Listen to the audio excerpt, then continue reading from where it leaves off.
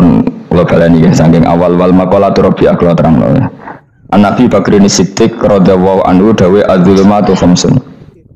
Dawe Abu Bakar kegelapan itu ada 5. Di mergo Abu Bakar wong saleh nek kegelapan itu luwih akeh. Dadi ora pati apal nek jumlahe akeh ora pati apal. Roe muk piro? 5. Zaman akhir ora temu 5 ribuan napa? Nomor 1 hubud dunya. Seneng dunya. Seneng dunia macam-macam, seneng pangkat, seneng apa saja yang tidak mengantarkan ke akhirat. Iku darani napa? Dunia. Atau apa saja yang murahan, iku darani dunia. Kalau terangno definisi dunia, dunia kata dana ya dunuan. Ana sing ulama nasrib sangka dania terus ditakhfif hamzah dadi daniah terus ditakhfif hamzah dadi ya daniyah terus mengikuti wazan fu'la jadi dunya. Jadi anggar barang sing hina itu jenenge apa? Dunya. Atau barang sing dekat itu jenenge dunya. Mergo maknane dunya saiki, dana itu maknane dekat. Akhirat nanti.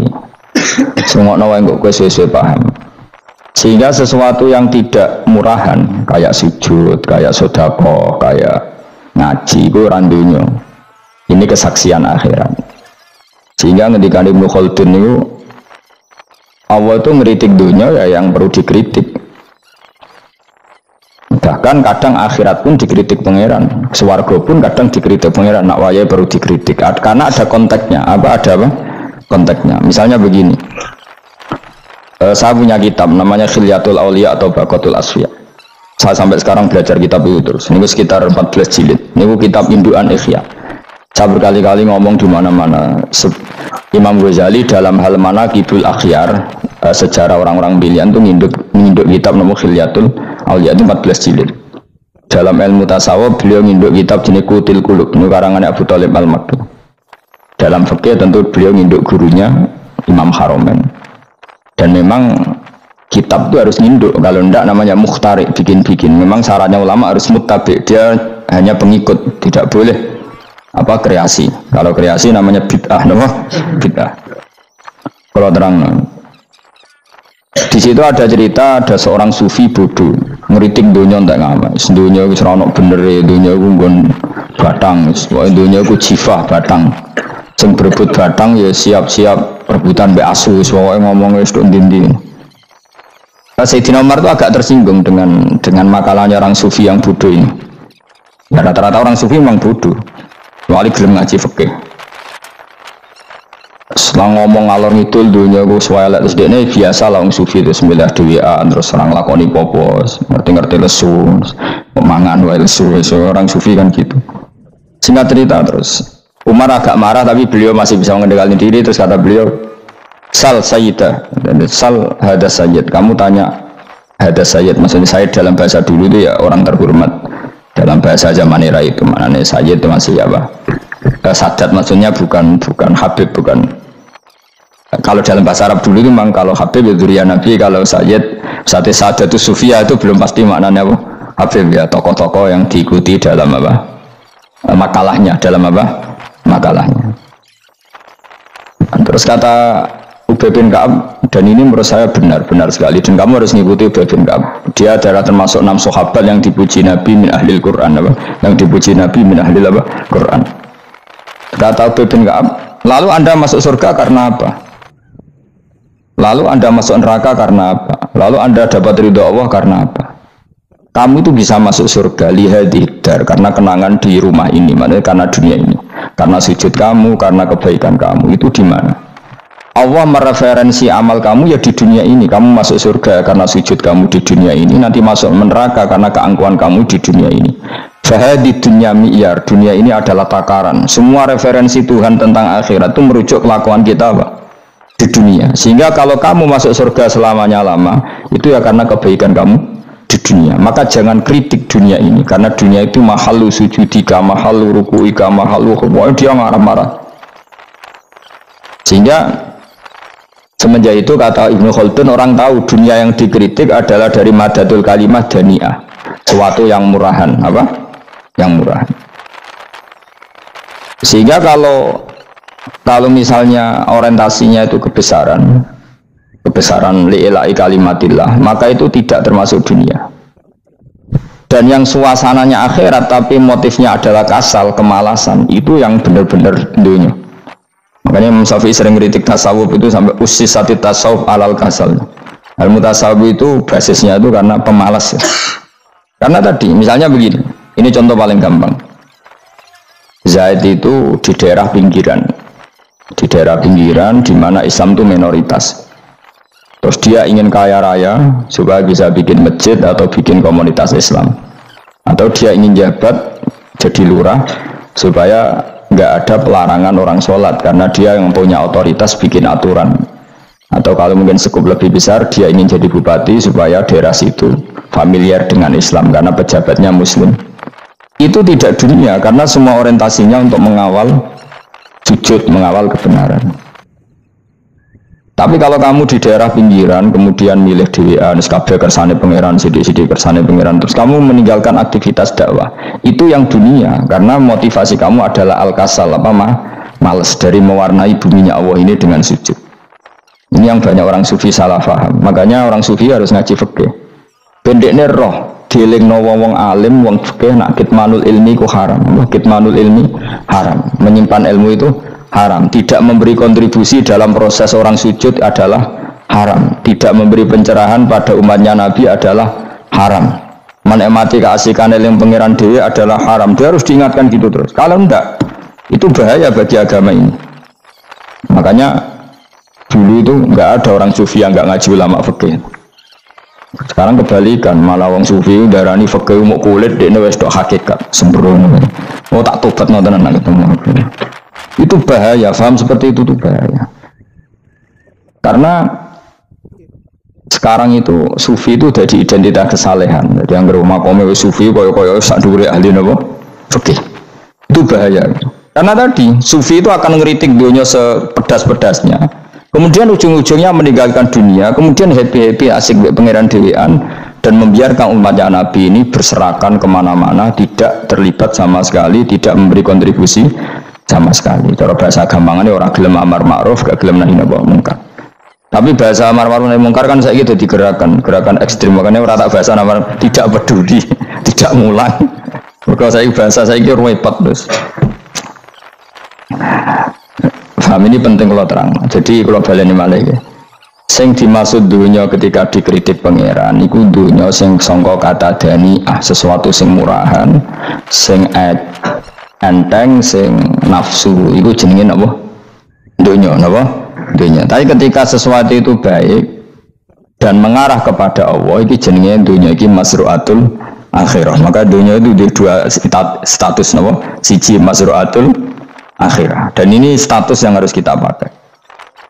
Makanya kata Imam Ghazali itu, kue nak radi duwe sak penat-penate urip terus merasa gak punya kenikmatan, datang saja ke kuburan dan yakinlah semua yang sedang mati keinginannya hanya satu, ingin kembali di dunia dan memperbaiki amal-amalnya. Berarti dunia adalah segala-galanya bagi orang yang sudah mati. Ya, orang yang sudah mati itu cita-citanya satu, la'ali arji, semoga kita kembali ke dunia. Untuk apa? Untuk membenahi semua kesalahan yang pernah dilakukan zaman ini dunia. Terus kamu ingat, fa'ana fid dunya, ya Allah alhamdulillah sekarang masih saya di dunia. Artinya saya punya satu kesempatan yang diinginkan semua orang yang sudah mati di seluruh dunia. Lalu malah wali anu surip malah kepengen mati. Saking kakean kasus ini, kakean apa? Kakean kasus. Makanya di sini sirinya para rasul, para nabi itu sering donga Allahumma tawil umrona, sehingga banyak orang soleh mendoa supaya panjang apa? Umur. Itu karena pas itu yang hadir adalah dunia dengan makna masru'atul akhirah. Tapi ada juga wali dan nabi kadang-kadang donga, ya Allah, jika sebaiknya saya mati, mati saja. Itu ketika tergambar dunia yang sudah murahan, yang sudah arogan, yang sudah tidak jelas.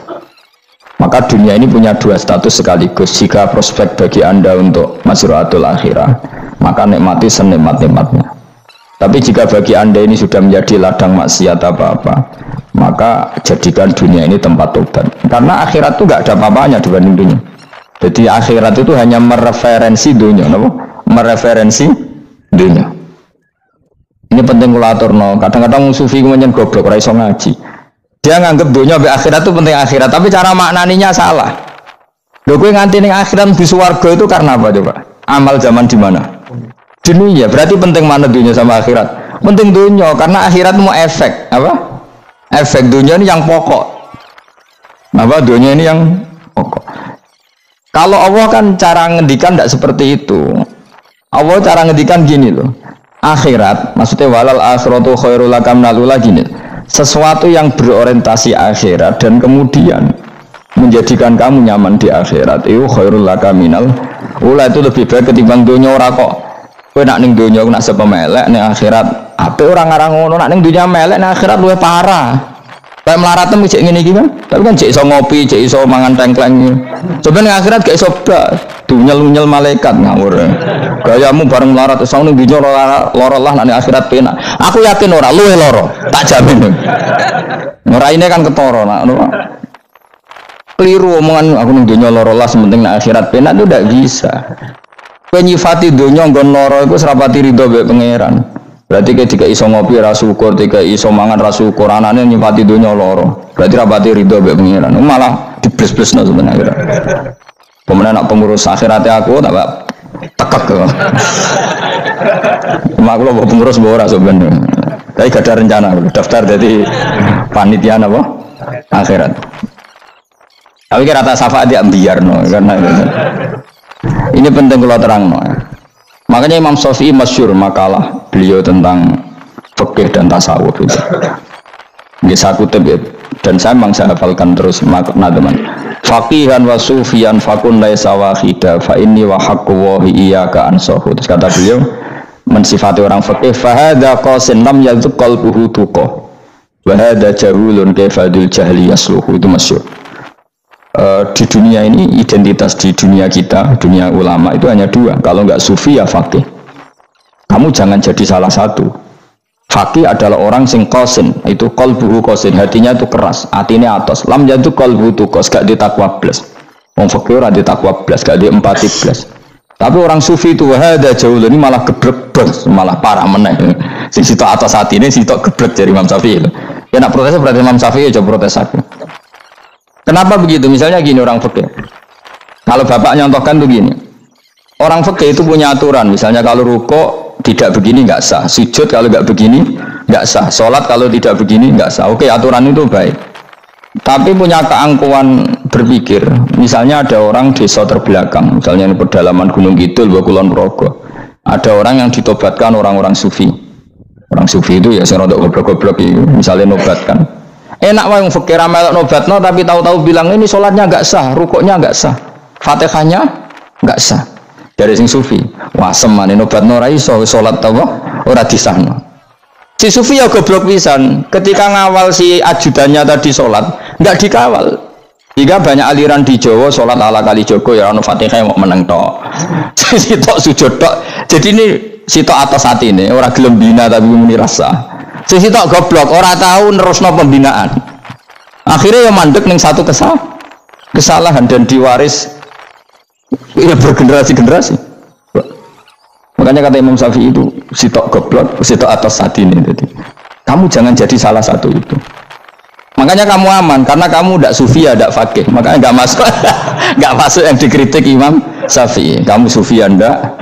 Fakih ya enggak, makanya kalau Imam Syafi'i kritik itu, tapi alhamdulillah saya enggak dua-duanya ya enggak sufi enggak fakih. Karena orang sufi itu kalau ditelusuri itu memang kesalahannya terlalu banyak, kecuali dia mau ngaji fikih. Kenapa? Kecuali dia mau ngaji fikih kayak tadi misalnya sampai Imam Syafi'i zaman itu duka yang menghentikan usisat tasawuf alal kasal. Ilmu tasawuf itu dibina itu berdasar kemalasan. Saya punya teman sufi banyak, saya ini kiai loh, punya teman sufi banyak. Tekon dengan kulo, Gus, dunia serusak, sementing saat ini ngatang-ngatang istighfar. Memangnya kita bisa diistighfari pangeran, di sepuro pangeran ketika kamu orang alim tidak mulang? Memangnya kau iso di sepuro pangeran ketika kau sugih zakat? Memangnya kau iso di sepuro pangeran wis kere ra nyapu masjid teko Jumatan, bareng rokok itu usep-usep ning pojok masjid bar mulai. Enak weh. Ono keran coplok istibarno. Memangnya kamu bisa jadi orang miskin seperti itu kemudian dimaafkan Allah? Tidak bisa. Kamu harus terlibat dalam proses sholat. Wis kere ya urun gawe kran, misale orang ngono urun masjid ya nyapu-nyapu, sing sugih urun dhuwit, sing alim urun mulang. Kok enak. Dunya mbok rusak terus kabeh dhewean. Meneng iso ben dhewean neraka ora tak baturi ya mending. Ndak bisa, sufi seperti itu ndak bisa, tuh kriminal. Malah Imam Syafi'i dalam satu makalah kowe esuk tasawuf, awan wis rondok ngene. Saking ekstrimnya beliau. Nah, kenapa Imam Ghazali muji orang sufi? Kitab-kitab Risalah Kusyirah muji orang sufi itu sufi-sufi yang kayak gue. Sufi-sufi yang belajar fikih, kenapa? Sufi-sufi yang masih mau belajar fikih. Kok enak? Jadi sufi itu maknanya sidik-sidik. Zaman terus rusak itu tidak seperti itu. Nak rusak, ya amanat pengiran kan melok dandani. Nah, ketika rakyat didandani sebetulnya nggak masalah, kan ada alternatif. Misalnya gini, ada mobil rusak nggak bisa dipakai. Memangnya mobil hanya itu. Kan ada mobil yang lah ini itu jenis fakih. Ini enggak, kamu punya pemimpin hanya 2 atau 3 lah, biar nggak nyindir. 3 atau 4 lah. Ketika 4 ini orang ini gagal, seakan-akan Indonesia gagal. Memangnya Indonesia hanya punya orang 4 itu, goblok sekali kita berpikir gitu. Segoblok-gobloknya apa? Memangnya Indonesia itu milik siapa? Kenapa kamu menggantungkan sama 1-2 orang, 3-4 orang? Gampang aja cari alternatif.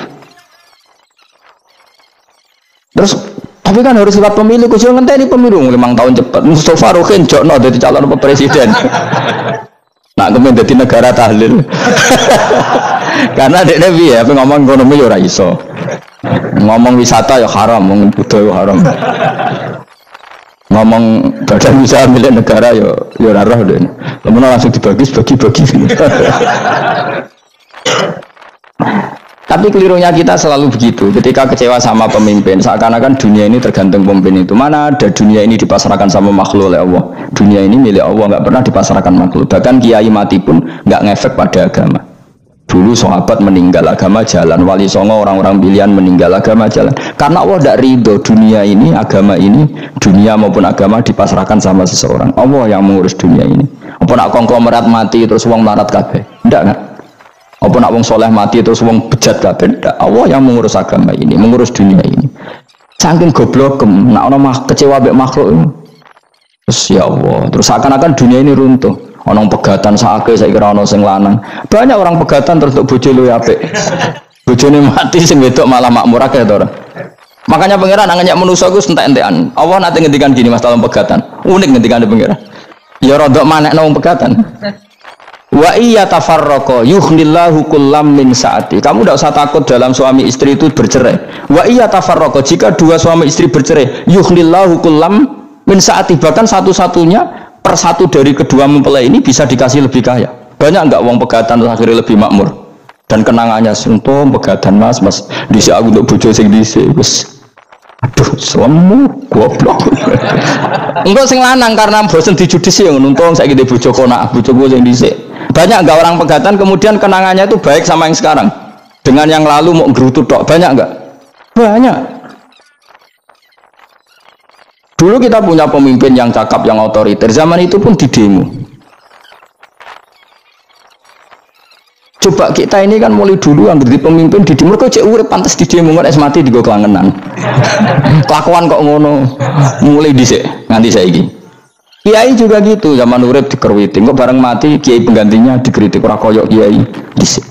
Iku ora ya coba 66 Pak Karno dikritik, orde baru diurus gitu tuh. Nabi yang ngono mangsamu presiden tok. Nabi itu kan mukjizat itu ngaji. Jadi mukjizatnya Nabi itu ngaji. Jare masyarakat pun mukjizat orang keren blas. Mukjizat itu kudu nganggo tongkat. Jadi seru napa? Dianggap Nabi Harry Potter. Jadi Nabi itu mukjizat kok mulang itu mengatur logika supaya mapan nikmati Allah dan Rasul, itu mulang. Mereka agak seneng, mat. Kalau aku Nabi dhisik udah tongkat apa mat, jadi seru apa? Seru main sebelah, pokoknya seru lah. Nabi sempat tertarik, ya kepengen di tongkat tahu Nabi buat kita ya sangar lah, jadi Nabi ngalor ngidul gak apa, tongkat nggak ono sing ngelawan, plus terus kecemplung segoro, kan ya seru lah, misalnya ono Yogyo macam-macam, tutuk terus likui faksi do tenggelam kan, seru lah, apa? Jawab pengiran dulu tuh, iya mat kejok tongkat, gampang lah masalah tongkat, karena ngetok wit kan gampang tongkat itu, memang samu tongkatnya Nabi Musa terus. Digawe dikai mori terus dikai minyak ya ora dijupukno wit diketokno bangsamu. Wong sing hebat itu sing nyekel dol ora. Ya jajal to kate Musa takekno kowe. Iku ora ono pengaruhe. Wong saiki nggone Turki digo tontonan ora piye-piye. Lah nek mbate jek aktif Pak Turki nantang Israel duel lan. Lah wong di tongkate Nabi Musa kok digertak Israel rawani. Lah nek tongkate iku tenan nak oh. Sing sakti sing nyekel dol ora kok perkara tongkate. Nah, cara wae dhisik sono HP Nabi Musa ya luar biasa cara itu. Akhirnya Nabi Muhammad itu sempat kepengin jawab pangeran unik. Awalam yakfuru bima utiya Musa min qabl. Mat kok gak eling apa zaman Musa nggo tongkat wong terus do iman. Awalam yakfuru bima utiya Musa min qabl qalu sikhroni tazahar wa qalu inna bikullin kafirun. Apa zaman Nabi Musa itu terus wong do iman? Ya tetep komentar dari tukang sihir. Podo wae.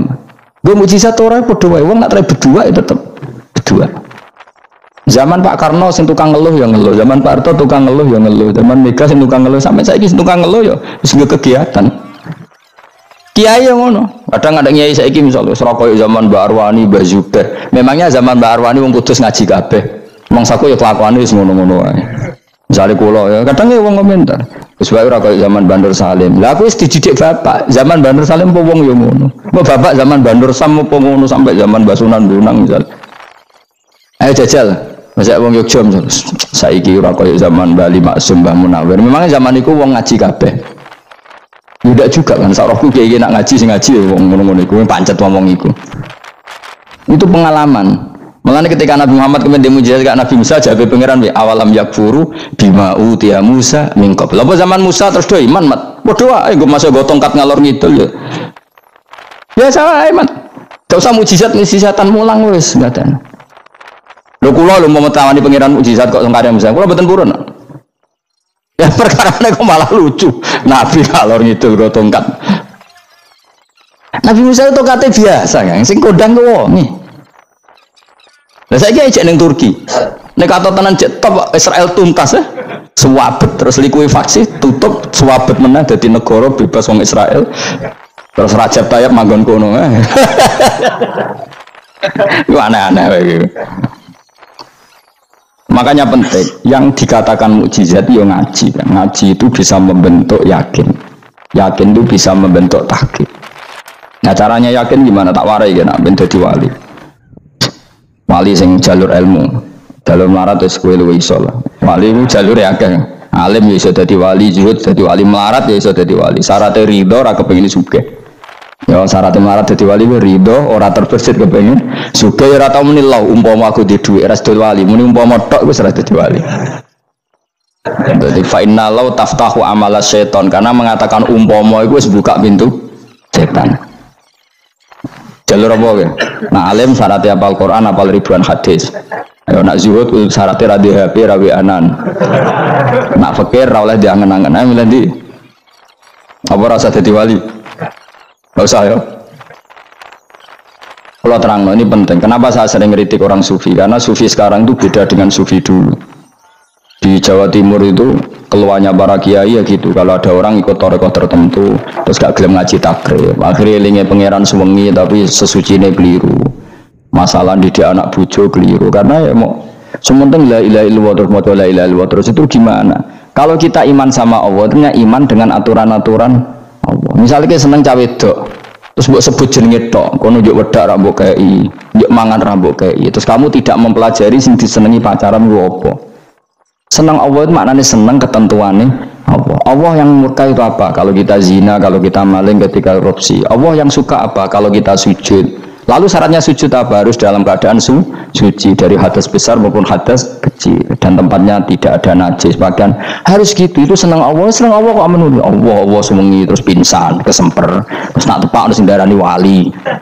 Nak darani wali ono salam template. Wah apa-apaanan. Ngantor bapak kula saking kerase. Lah wong darani wali nek melete keren aku jare. Tak top aku jare. Lah kok saged, Pak. Paling zaman akhir darani wali dadi gula, wong salah templek ngekeki dhuwit. Tapi nak wong alim darani wali sing dadi pinter akeh. Coba jajal lah wis ayo. Nak ora percaya ruhin maklumno nak sing wali, nak ora dadi gula mbek dhuwit. Ayo saiki umumno nak ruhin iku wali. Reaksi masyarakat kira-kira piye? salam template terus nggak malu merek rokok Rugen misalnya rokok apa ya terus ditukokno. Tapi umat dapat apa juga? Tapi ketika orang terkenal alim, umat dapat banyak karena bisa ngaji carane sesuci piye, carane zakat piye, yang wajib zakat apa saja, carane dekat. Tapi saya gak wali kalah be, apa wong alim kalah be wali. Kulo niki diceritani Gus, kulo nek wong alim Gus, jejer be wong terkenal wali kok ora salaman beda. Ya akhirnya melarat nih salam. Maksudnya salaman kok ono maknane ning Jawa Timur. Ora usah diterangno maknane opo. Wah kere. Wah kowe padha wae wong alim kok kasut to. Nek kok kasute perkara hasile iku. Iku ya sarap pisan padha wae. Sing kanca kula niku. Tapi sebenarnya kita harus jadi pelajaran. Kalau ingat Allah itu ingat aturan-aturannya Allah. Terus keling Allah suwengi terus piye? Allah bikin aturan, kamu suwengi ning masjid itu ketentuan fikihnya kayak apa?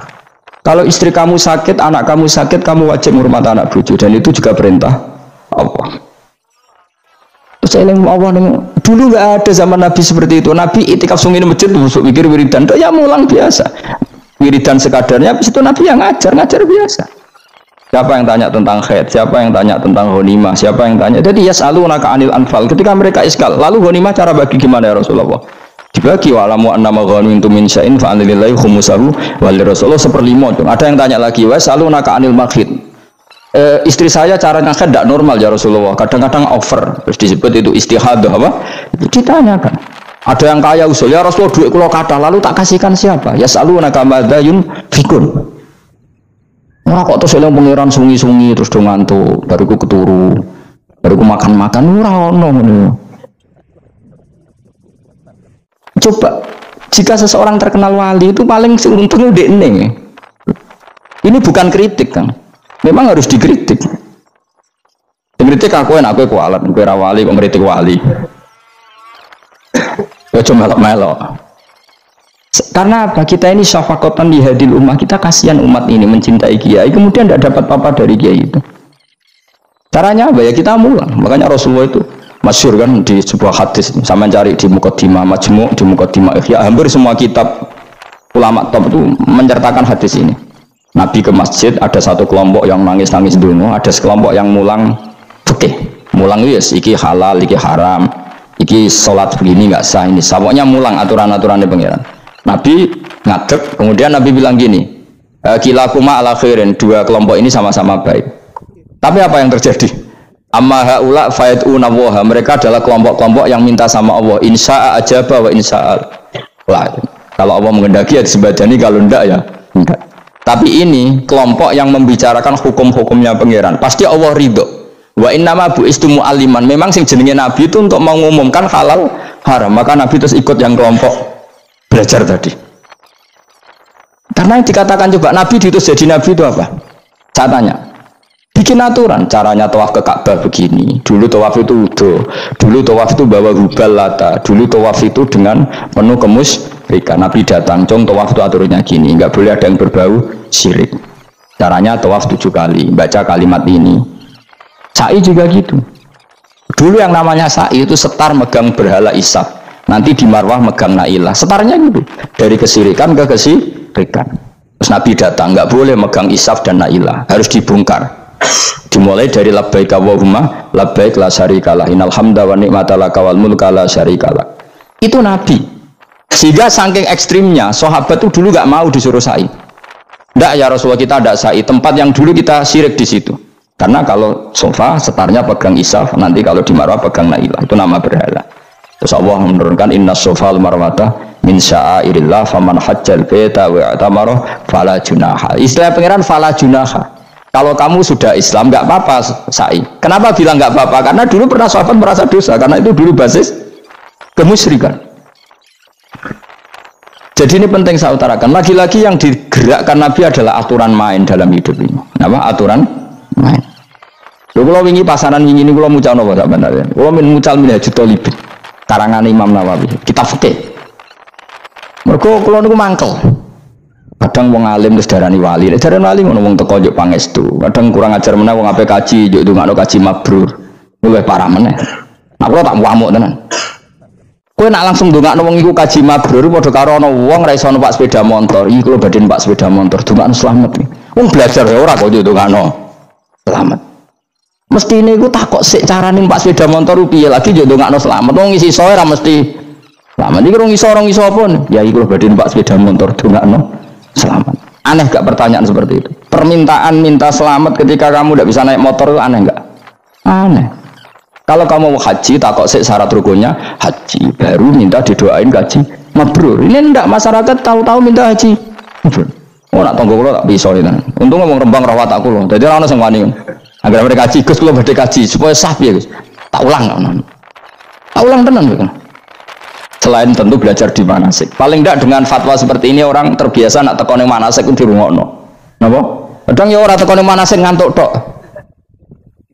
Tidak bisa, harus diwarai. Misalnya tawaf dimulai dari Hajar Aswad dan usahakan menjauh dari Ka'bah 1 meter atau setengah meter. Karena kalau terlalu mepet Ka'bah, takutnya tadi nginjek pondasi Ka'bah. Jadi tidak ngitari Ka'bah tapi tawaf di atas Ka'bah. Kedua, kalau terlalu dekat, kiswah Ka'bah itu mulat tokah bitib. Kiswah Ka'bah itu penuh dengan minyak. Dan kalau terlalu dekat menyentuh, padahal orang ikhram itu nggak boleh nyentuh kiswah. Jadi harus diterangkan.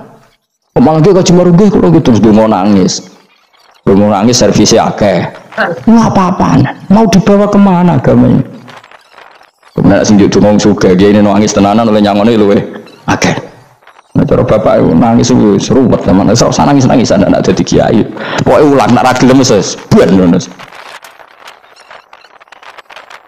tobat song ini tobat ya marah ini utaknya ini gimana. Coba contohkan analogi hal yang gampang. Ono wong ra iso numpak sepeda motor datang ke kamu minta didoakan selamat, aneh ndak? Urutannya ya belajar apa? Wis ono wong ra iso salat, ndongakno salat kula niku makbulah. Makbulah mbahmu. Takbir ar Fatihah ar ya kabeh itu ono urutane. Itu ulama. Jadi makanya Rasulullah hanya gabung sama yang mualliman, yang guru.